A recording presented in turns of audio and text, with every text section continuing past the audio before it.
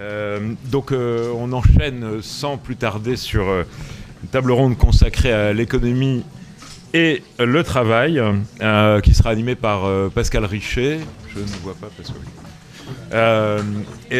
Laurent Berger, que nous accueillons, mais avec grand plaisir, mais qui est un peu chez lui, parce que Frédéric vient de me glisser dans l'oreillette que Laurent Berger est désormais titulaire d'une chaire de pratique à l'ENS, donc on ne peut pas lui souhaiter la bienvenue chez lui. Et Camille Landais, président délégué du Conseil d'analyse économique, qui revient un peu chez lui. Enfin, vous êtes tous chez vous, nous sommes tous chez nous. Merci Pascal, je compte sur toi pour vraiment tenir le délai. Merci. Allô ? Bonjour à tous, je suis très ému. Là, cette journée était quand même formidable. On a beaucoup ri et je pense que Daniel aurait été très heureux qu'on rit autant avec lui. Voilà, moi je le connais depuis assez longtemps, depuis une trentaine d'années, puisque je l'ai fait chroniquer pour la première fois dans Libération. À l'époque, moi j'avais deux phares, c'était Charles Wiplose et Daniel Cohen, c'était deux assez jeunes économistes, hein, ils avaient une quarantaine d'années, même pas. L'un c'était un esprit très clair, Charles, une espèce de jardin à la française, et puis l'autre, quelque chose de beaucoup plus foisonnant. Effectivement, on voyait déjà son intérêt pour toutes les sciences sociales.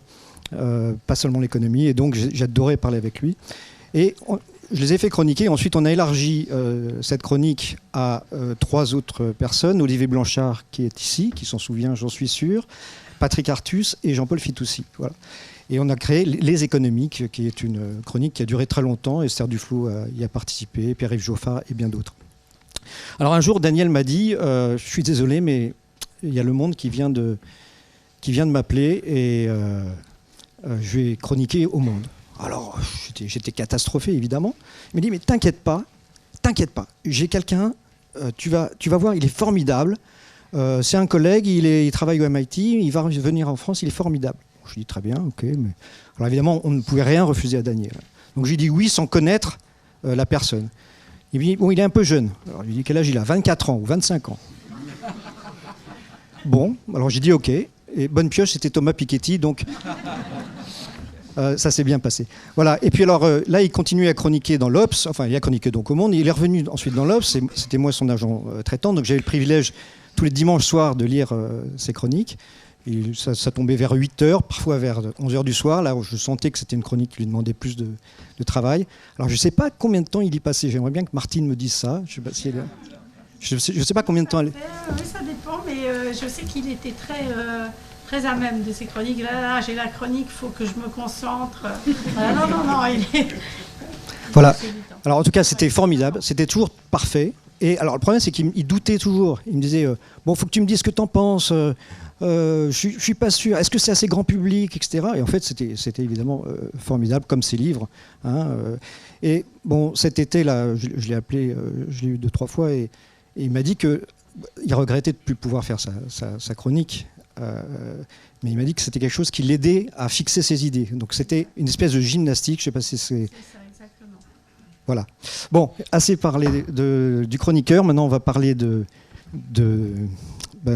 professeur avec Camille Landais, parce que, comme vous l'avez raconté dans Le Monde, ça a été un choc de le rencontrer quand vous étiez étudiant. Et puis aussi de Daniel Cohen, féru de justice sociale, puisque avec vous, Laurent, il avait pas mal travaillé et réfléchi. Je vous laisse la parole. Puis après, on parlera du travail. Oui, quand même. Non, mais je vais aller assez vite parce que l'histoire de la rencontre, c'est une histoire que vous avez, je pense, entendue à de multiples reprises aujourd'hui. Et c'est celle de cet éblouissement incroyable. Voilà, vous êtes normalien, tout ça, vous avez quand même une certaine idée de vous-même, tout ça, mais bon, vous ne savez pas trop ce que vous voulez faire. Et venant de classes préparatoires, l'économie n'est pas forcément au panthéon des sciences sociales tout en haut. D'abord, il y a plutôt l'histoire, la sociologie, tout ça. Et bon, moi j'avais lu, par exemple, j'avais lu Nos temps modernes en classe préparatoire, j'avais été fasciné, mais je m'attendais à ce premier cours à quelqu'un de quand même super sérieux, parce que si vous regardez la jaquette de Nos temps modernes, il est en costume, il est beau comme ça, là, mais assez sérieux. Et vous arrivez dans cette salle et c'est vraiment l'éblouissement. Non seulement c'est quelqu'un qui est extrêmement rapide, extrêmement intelligent, qui va direct aux intuitions, mais c'est quelqu'un de très très drôle et qui ne se prend pas au sérieux. Enfin, c'est vraiment l'économiste, mais doublé d'un certain Groucho Marx, et c'est très agréable, quoi. D'un coup, voilà, vous êtes forcément charmé, enchanté, vous tombez un peu amoureux intellectuellement de cette figure. Et voilà, moi je dis, après ce cours-là, je me suis dit, voilà, j'aimerais bien être comme ça. Je trouve que c'est assez enthousiasmant d'envisager sa vie comme ça. Laurent ? Oui, comment vous l'avez rencontré ? En fait, moi, quand je suis arrivé comme responsable de la CFDT, je voulais très vite reconnecter la CFDT avec le monde intellectuel et académique. Et je suis arrivé fin novembre et début décembre, j'ai décidé qu'il y aurait une première personnalité académique qui viendrait discuter devant la commission exécutive. Et il se trouve que pendant l'été, c'était en 2012, j'avais lu son livre, je ne sais plus comment, Homo economicus, prophète égaré des temps modernes ou nouveaux, je ne sais plus. Et je me suis dit, voilà, je vais essayer de le contacter. On avait quand même un petit répertoire, donc je le contacte, il est venu. Et c'est né comme ça. C'est né comme ça. D'ailleurs, depuis, on a continué à le faire. Et je suis en train de m'apercevoir aujourd'hui qu'on a quand même beaucoup puisé dans la bande de Daniel Cohen. Parce que les uns et les autres qui sont passés là, on les a parfois utilisés pas mal. Et donc est née une relation, parce qu'il avait été évidemment brillant. Et la relation, elle s'est soit nouée dans la relation à deux, pour challenger un peu, ou alors aussi dans l'intervention dans des instances CFDT, notamment, je me rappelle plusieurs fois au Conseil national de la CFDT, où une fois d'ailleurs il m'avait bouffé la grenouille en termes de temps. Il faisait exprès, j'étais au premier rang, un peu comme vous, là. Je lui faisais des signes en disant ça va être un peu... Et après en descendant, un peu malicieusement, il a dit je t'avais pas vu me faire des signes. Voilà, je crois qu'il m'avait vu en fait, mais voilà. Et après, écoutez, il y a une troisième dimension dans la relation, c'est dans un certain nombre d'assemblées, quand vous arrivez comme syndicaliste, c'est pas toujours... Et moi je le cherchais souvent, parce qu'il avait cette particularité d'être à hauteur de femmes et d'hommes. Il était, ça a été dit, bienveillant aujourd'hui. En tout cas, il était... je sais pas, ça, je l'ai pas entendu depuis que je suis arrivé tout à l'heure à 15h, mais il était sympa, quoi. Il était...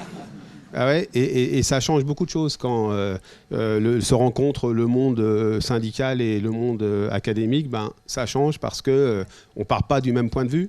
Et il était très intéressé. Et l'autre élément qui était important dans la relation qui a été la nôtre et qui s'est ponctué par le projet que Frédéric et Daniel ont essayé de me coller sur les bras, c'était qu'il n'essayait pas de dire ce qu'il fallait qu'on pense, mais il y contribuait grandement. Et c'est un vrai talent. C'est un vrai talent de pas dire, parce que vous savez, comme ça, l'autonomie des organisations, il n'imposait pas ses vues, mais il savait qu'il irriguait d'une certaine manière, il infusait. Mais de toute façon, il ne croyait pas qu'il y avait une vérité. Hein. Il écoutait et même lui-même doutait de certaines choses. Moi, je sais que je l'ai vu douter sur la décroissance, par exemple. Il ne savait pas si c'était une bonne idée ou pas. Ou encore sur le revenu universel, où au début il était contre, ensuite il s'est un peu rallié à l'idée. Enfin, c'était pas un type de la vérité immanente, quoi. Pas du tout. Alors, je vais vous lire un petit texte qu'il avait dit lors d'une conférence qu'on avait organisée qui s'appelait « L'avenir du travail ». C'était le travail en 2049, parce que c'était en 2019, et à l'Obs, on essayait de se projeter en 2049, et on organisait des conférences sur différents sujets. Ça pouvait être la défense, la santé, les transports, etc. en 2049. Et donc, on lui avait demandé d'être le keynote speaker et nous dire, voilà, quelle était son analyse du travail. Donc, je vais vous le lire. Et puis ensuite, je demanderai à nos deux invités de réagir. Je crois que pour comprendre les mutations du travail à l'horizon des 30 prochaines années, il faut distinguer deux révolutions qui ne sont pas du tout de même nature. La première, c'est celle qui commence au début des années 80 avec l'arrivée de l'ordinateur de bureau. Elle va permettre, grâce à Internet, de réorganiser à l'échelle planétaire le fonctionnement des entreprises. Tout va être fait pour sortir les travailleurs des entreprises, les transformer en sous-traitants, parfois même en travailleurs indépendants, et au fond, organiser une espèce de concurrence planétaire entre les travailleurs. Il est possible que cette première révolution soit en train de s'achever. Le commerce mondial, qui est le vecteur absolu merci, de la production, marque le pas. Les entreprises sont en train de trouver les limites de ce modèle d'externalisation et de sous-traitance généralisée. La révolution qui commence aujourd'hui est d'une toute autre nature. C'est celle de l'intelligence artificielle. Il est évidemment beaucoup trop tôt pour savoir exactement ce qu'elle va produire, mais on peut essayer d'en définir la portée. Nous sommes dans une société de services dans laquelle ce qui compte, c'est de s'occuper des gens eux-mêmes, et non pas seulement, comme dans la société industrielle, de s'occuper de la matière. S'occuper des gens, c'est passer du temps avec eux. Ça veut dire augmenter les coûts. Ça veut dire perdre son temps à passer du temps avec les gens. Cette idée est inconcevable dans un capitalisme comme celui que l'on connaît maintenant, qui cherche par définition à rentabiliser, réduire les coûts de fabrication. La solution que ce capitalisme contemporain est en train de trouver au problème par cette société de services, c'est tout simplement celle qui consiste à numériser, dématérialiser tout ce qui peut l'être, de façon qu'un humain, une fois qu'il sera une immense banque de données qui pourra être traitée par algorithme, redevienne un objet de croissance, c'est-à-dire de rentabilité. Évidemment, cette perspective est celle d'une extraordinaire déshumanisation de la relation d'une personne à une autre, d'un médecin à son patient, d'un enseignant à son élève. Une déshumanisation qui nous rappelle tout simplement ce que dans le film Les temps modernes, Charlie Chaplin avait parfaitement illustré pour la société industrielle. Nous sommes en train, en réalité, d'industrialiser la société de services, et c'est ce qui m'inquiète le plus. Il faut absolument, comme on l'avait rappelé au moment du travail la chaîne, garder la part d'humanité, d'humanisation de la relation d'une personne à une autre, ne pas se laisser envahir par le numérique. Alors, j'aimerais avoir votre réaction. D'une part, est-ce que la première révolution qu'il décrit s'est terminée comme il le suggère? Et d'autre part, est-ce qu'effectivement, la numérisation du travail est en train de déshumaniser nos sociétés? Je vais peut-être commencer, mais peut-être par rappeler aussi quelque chose qui est assez extraordinaire, c'est-à-dire que Daniel, c'est pas du tout un économiste du travail. Et j'entends ça vraiment comme un compliment. Et en même temps, le travail est vraiment au centre de tous ces livres. Dans tous ces livres, il y a au moins 3-4 chapitres sur le travail et tout ça. Alors pourquoi et d'où ça vient? Alors, je pense que ce n'est pas un économiste du travail, même si, au début, surtout dans les premiers livres, il aborde un peu la question du travail, mais plutôt avec sa formation de macroéconomiste. Il utilise les outils un peu de pensée du commerce international pour réfléchir à la globalisation, la mondialisation, l'impact que ça a sur le travail et tout ça. Mais en fait, assez rapidement, il se rend compte que la manière dont les économistes modélisent le marché du travail et tout ça, c'est énormément de sophistication pour pas grand-chose. Et il avait vraiment raison. Et du coup, ça le poussait sans doute parfois à nous casser la baraque. Moi, je me souviens d'une fois où j'étais venu présenter à Cher Travail, à PSE. Il me demande, donc je viens présenter des trucs. Moi, j'étais hyper fier de moi. C'était un truc assez complexe et tout, pour essayer de montrer comment peut-être il nous fallait avoir un modèle d'assurance chômage où on aurait une espèce de base universelle et après des complémentaires comme on fait dans d'autres risques et tout ça. Et pas mal de trucs derrière tout ça. Et je présente ça et il me casse la baraque, mais complètement. Et pour des bonnes raisons. C'est-à-dire que il commence comme il faisait toujours habituellement, on a parlé de bienveillance et tout ça, c'est ouais, super, vachement intéressant. Et après il commence à dérouler, là je me rends compte, oh là là là là. Donc en fait, c'est quelqu'un qui voyait complètement à travers la sophistication. On l'a dit, il voulait l'intuition. Ce qu'apporte la sophistication dans l'économie du travail pour comprendre la nature de la relation de travail, ça lui semblait vraiment pas terrible. Et donc pourquoi, alors, si l'économie du travail n'avait pas grand-chose à raconter, pourquoi lui était tellement intéressé par ça? Je pense que quand même, il avait un petit côté épistémologiquement marxiste, mais pas Groucho cette fois, Karl. C'est-à dire que il voyait dans les rapports des moyens de production, enfin dans la manière dont l'ordre du travail fonctionnait, quelque chose d'assez fondamental pour la définition de l'ordre social. Parce que le rapport du travail, c'est un des premiers rapports sociaux, enfin fondamental. Et donc en fait, ça l'intéressait et ça l'a poussé très très rapidement à voir complètement au-delà de ce qu'offrait l'économie un peu classique. D'abord, et je pense que là, du coup, il a été énormément marqué par le travail de son premier doctorant, notamment Philippe Ashkenazi, voir vraiment tout le côté institutionnel du marché du travail et tout ça, qui est quand même complètement absent d'une énorme partie de la réflexion économique. Et aussi parce que voilà, en face de son bureau, il y avait Christian Baudelot, il y avait Stéphane Beau, de parler avec des sociologues. Et donc assez rapidement, sa pensée sur le travail, elle devient énormément plus riche parce que ça devient une pensée sur le rapport du travail comme fondement de l'ordre social. Je m'arrête là peut-être. Mais vous n'avez pas répondu à mes 2 questions. Après. Moi d'abord, pour répondre, parce que je ne vais pas me faire gauler, je pense que les deux se superposent. C'est-à-dire qu'on n'est pas passé d'une révolution industrielle à une autre comme on peut l'imaginer. Et je pense que restent des rapports de sous-traitance, d'exploitation par ce biais-là, et se superpose aujourd'hui un rôle de l'intelligence artificielle, de la digitalisation, qui a un impact sur le travail qui est phénoménal. Moi, ce qui m'a toujours frappé chez lui, c'est ce qui l'agaçait beaucoup, quand il parlait à un syndicaliste, c'était quand on lui racontait des situations vécues dans différents champs professionnels où le travail était plus vécu que comme une donnée productive, comme une seule donnée économique. Et qui déshumanisait finalement. Enfin, on le retrouve dans beaucoup de ses écrits, cet élément-là. Et c'était cette préoccupation-là qu'il avait. C'est-à-dire, lui, je crois qu'on partageait ça, je pense, une vision du travail plutôt émancipatrice, de coopération. C'est d'ailleurs le livre dont je parlais tout à l'heure, et un peu coopération versus compétition, etc. Et il était friand qu'on lui apporte un peu d'éléments, non pas qu'il en était déconnecté, mais c'est quand même le matériau principal d'un syndicaliste, c'est quand même le sujet du travail.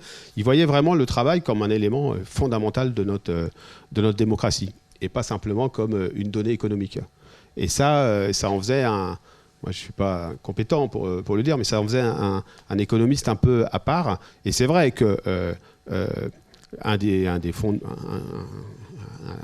en tout cas pour la CFDT, le livre de Philippe, le travail de Philippe a été un peu une façon de se recentrer aussi, une interpellation à se recentrer sur les enjeux du travail, et pas simplement sur l'aspect institutionnel, c'est fondamental, pas que sur l'aspect assurance chômage, etc., sur l'aspect aussi vécu au travail. Quand on regarde son appréhension sur l'intelligence artificielle, la destruction du lien, du fait de s'occuper des autres, etc., c'est de ça dont il parle, c'est du travail réel. Camille ? Oui, mais donc ça nous amène au cœur des 2 questions posées, qui est...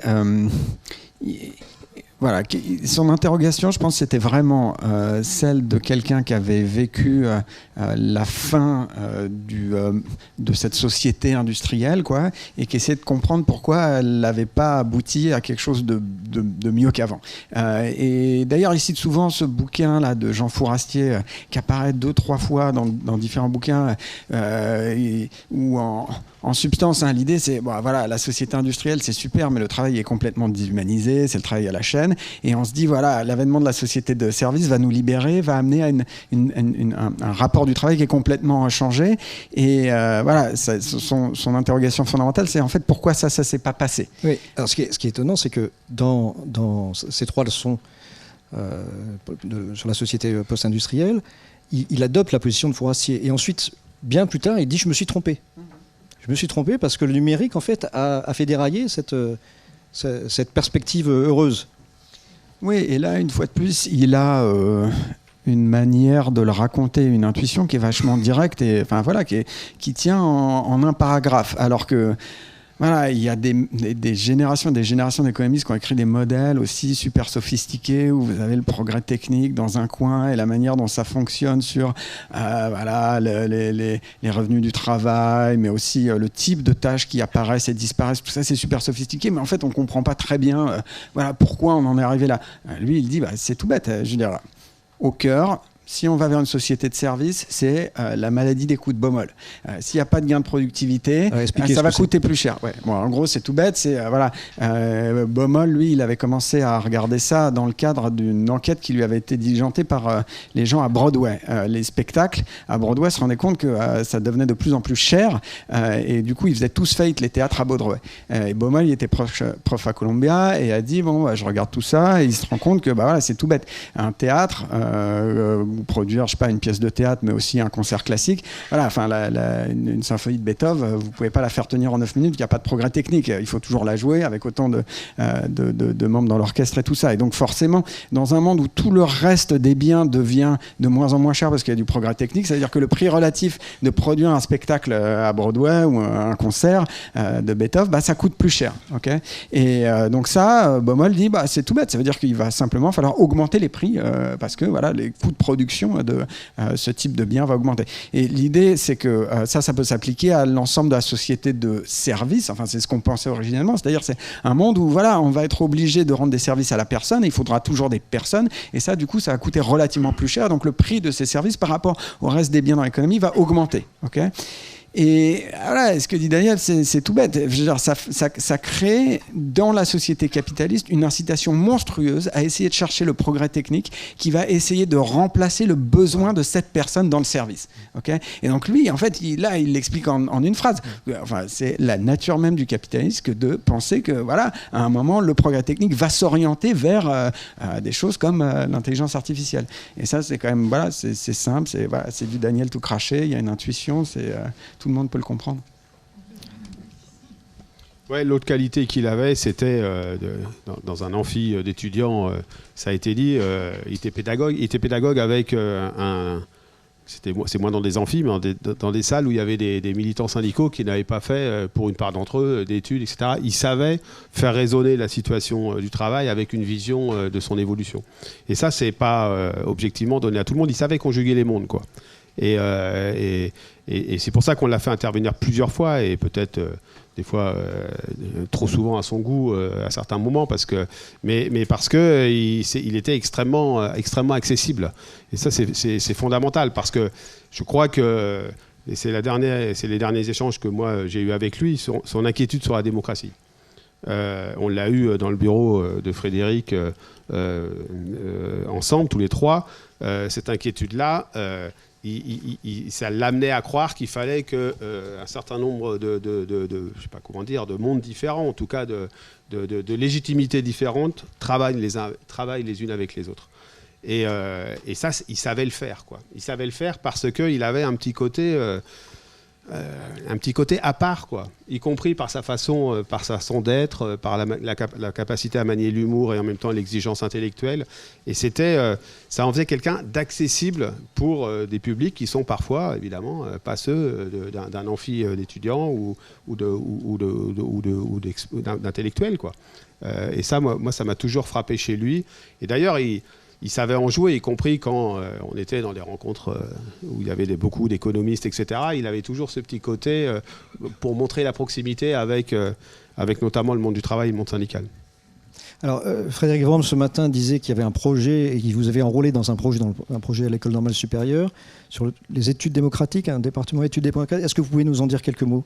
Au mois de janvier, Daniel et Frédéric, présupposant notre proximité humaine faisait qu'il savait que j'allais partir, disant est-ce que tu veux pas venir à l'ENS, avec aussi Stéphane. Franchement, vous imaginez, je suis sûrement un des moins. C'est pas ma légitimité première d'aller à l'ENS dispenser des cours. Et c'est en tirant ce fil de mais si le travail c'est un vecteur essentiel de la démocratie qu'il faut peut-être pour les étudiants de l'école normale supérieure aussi avoir un peu d'une vision pratique de ce que sont les évolutions du travail. Après, de fil en aiguille, on a décidé plutôt que de se concentrer seulement sur le travail, d'avoir un programme d'études démocratiques qui serait un peu l'épreuve de la démocratie, à l'épreuve de ce qu'est la vie concrète des citoyens en termes de santé, en termes d'écologie, en termes d'évolution géopolitique, en termes d'engagement des citoyens dans la société à travers le débat, l'associatif, etc. Et donc on est 5 à lancer ça le 13 décembre, je crois. Et voilà. Et c'est le seul regret que j'aurais, c'est de ne pas pouvoir dire à Daniel s'il a fait une connerie ou pas.